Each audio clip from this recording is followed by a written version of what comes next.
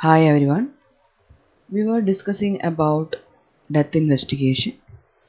So, welcome to the next session of death investigation.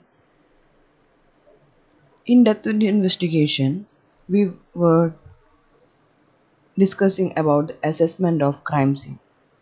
In that, we saw when an investigating officer or the initial responding officer went to the crime scene, what all things he has to prepare or what all questions he should keep in his mind for the proper assessment of the crime scene. And then if the person is dead or alive, we don't know whether the victim is dead or alive.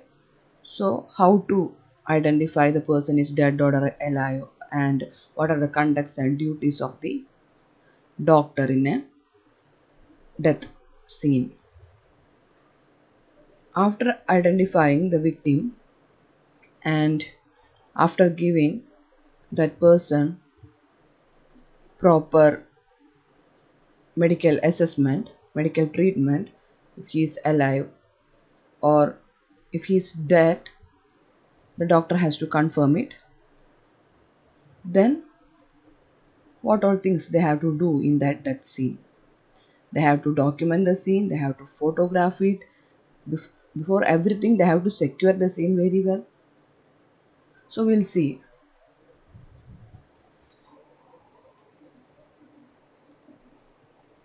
So, it's obvious that if an incident occur, if a crime, whatever it is, if something happened unusual, there will be some crowd, and of course media will come.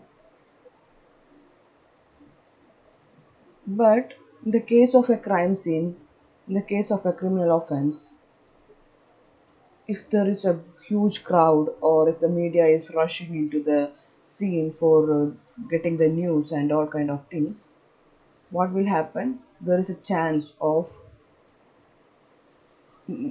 like missing the evidences, and it will affect the investigation also. So maybe some crucial evidence can be, they will lose some crucial evidence because of this entry and exit of some people and the whole crowd and because of the media and the people who don't know how to and like how to manage a crime scene. They will just walk into it, and they will not they will not be careful that some important evidence are there, some footprint is there, and they will also touch the surface. They will walk through it, so footprints will be like so many footprints will come and so many fingerprints will come. So we'll actually miss the actual we'll miss the actual fingerprint of the suspect or victim and culprit. So to avoid such conditions, it's very important to manage the crowd and media, and it's the duty of the initial responding officer to control the crowd and media before they enter into the crime scene and make a chaos.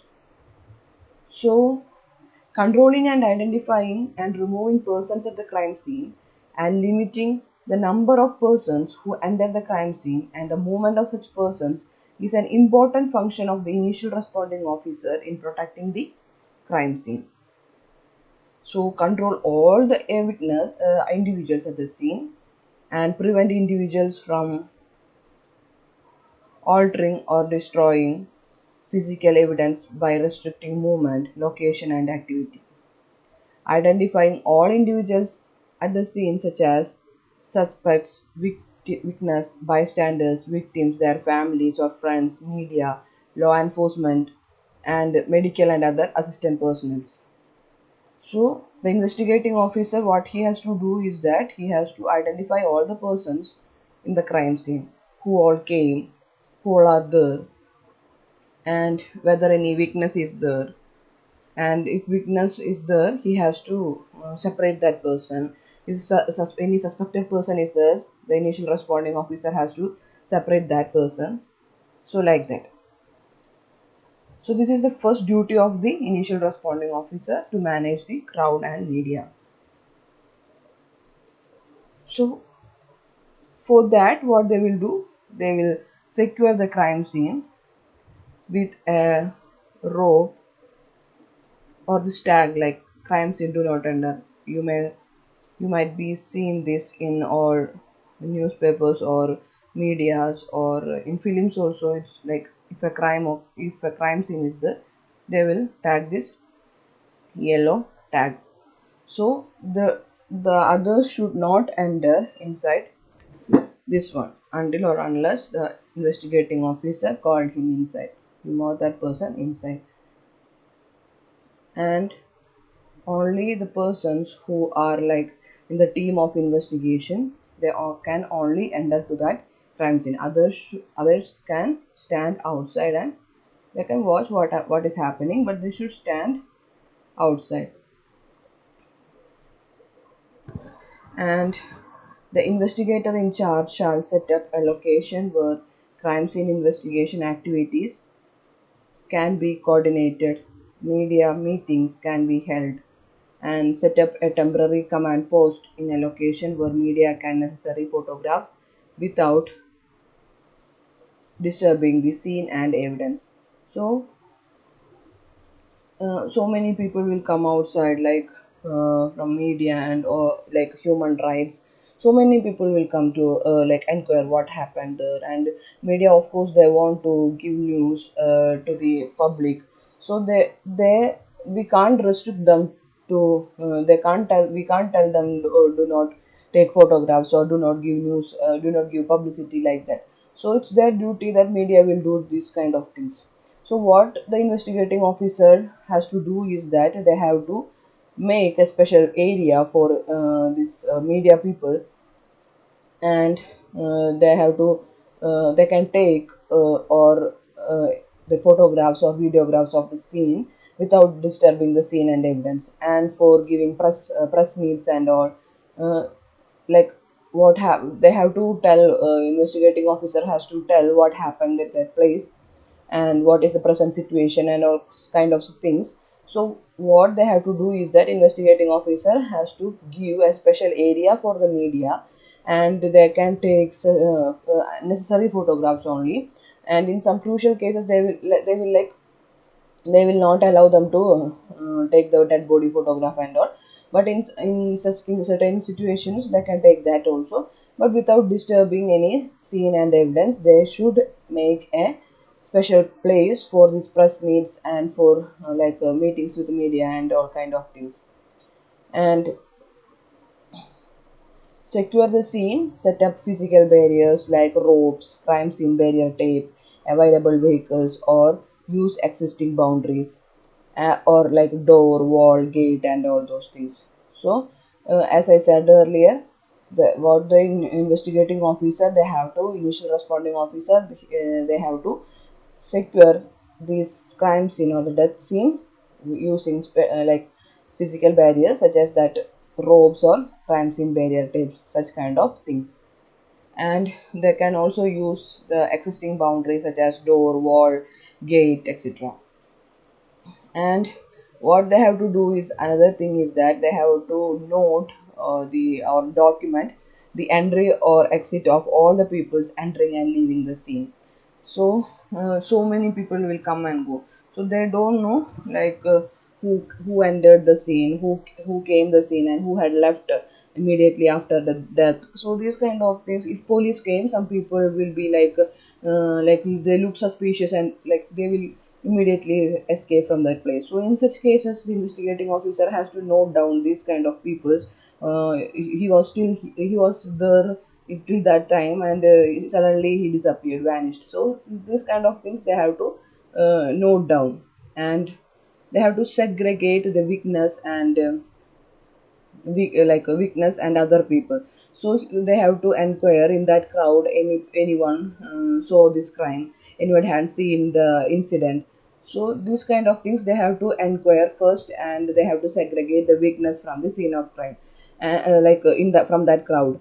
And if there is any suspected person, like the witness is saying, we are suspecting this person and he was still here, he was still here and he went, or something like that. If they are giving any information, they have to segregate the suspect also. And if the investigating officer is uh, also feeling this person looks suspicious, so they can segregate the suspects and they can segregate the witness, so that it is easy for them for the further investigation. And they have to segregate the if any medical practitioner is there, they have to segregate them, they have to segregate the media.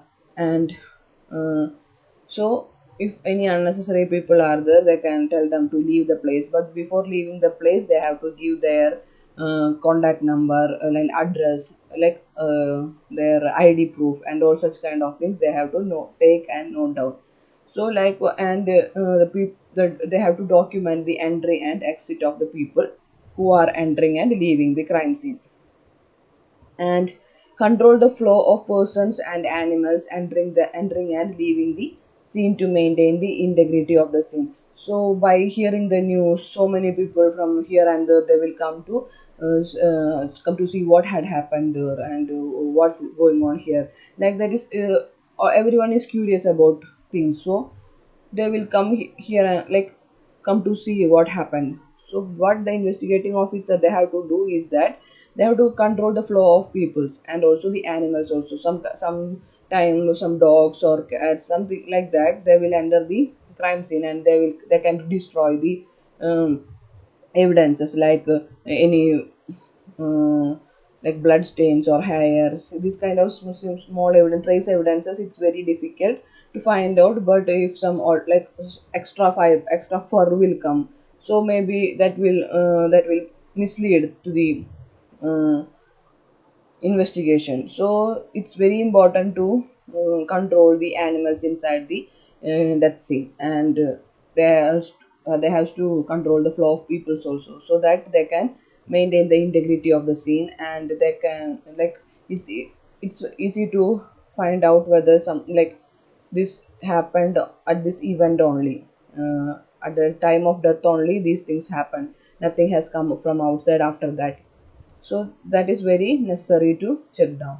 Then persons should not smoke, chew tobacco, use telephone, eat or drink, move any items from the scene including weapons, adjust the thermostat or open windows or doors, touch anything unnecessarily, and reposition moved items, litter or spit within the established boundaries of the scene. So the crowd or the people around that scene, they should not smoke, and they should not chew tobacco, and they should not use telephone, they should not eat or drink, they should not even use bathroom, and move any items from the scene without including weapons, and adjust the thermostat or open the windows, because they have to check the temperature variations at the time of death and all, and why this why the cooling of the body occurred earlier or later, what was the temperature at that time, and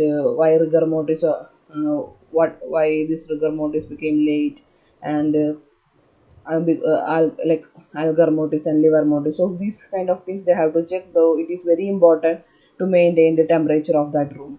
And then touch anything unnecessarily. If they touch anything unnecessarily, the fingerprints can transfer, and that can mislead the investigation.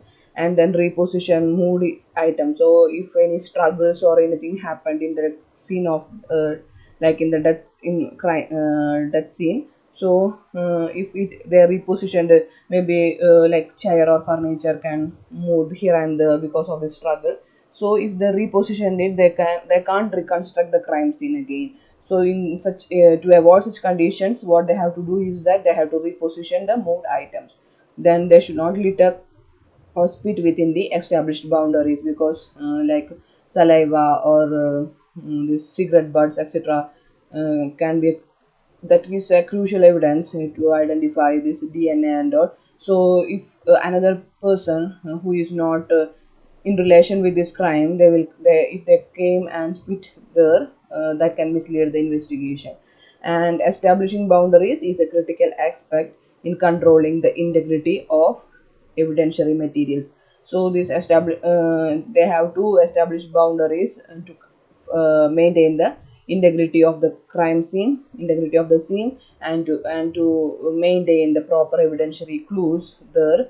And uh, so it is very important to manage the crowd and other people, even media, from the in the death scene.